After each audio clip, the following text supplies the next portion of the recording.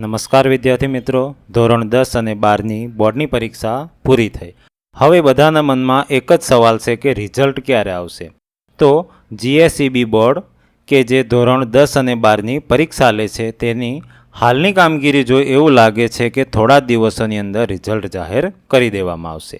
કારણ કે આગળના વર્ષો કરતાં આ વર્ષે ખૂબ જ ઝડપથી કામગીરી થઈ રહી છે.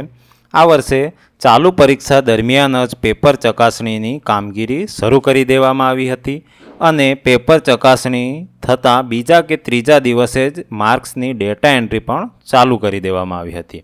તેથી એવું અનુમાન કરી શકાય કે એપ્રિલના છેલ્લા અઠવાડિયામાં ધોરણ 10 અને 12નું રિઝલ્ટ જાહેર થવાની પૂરેપૂરી સંભાવના છે. કારણ કે તેના પછી તમામ જે શિક્ષકો છે એ ચૂંટણીની કામગીરીમાં જોડાઈ જશે. હવે તારીખની વાત કરીએ તો એપ્રિલના ત્રીજા અઠવાડિયામાં આ તારીખ જાહેર કરી દેવામાં આવશે.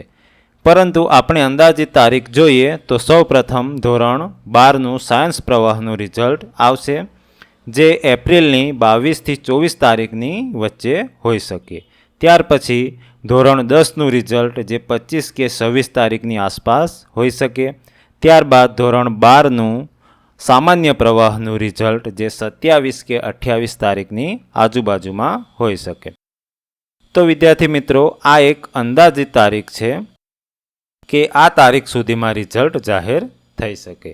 બાકી સૌને શુભકામના.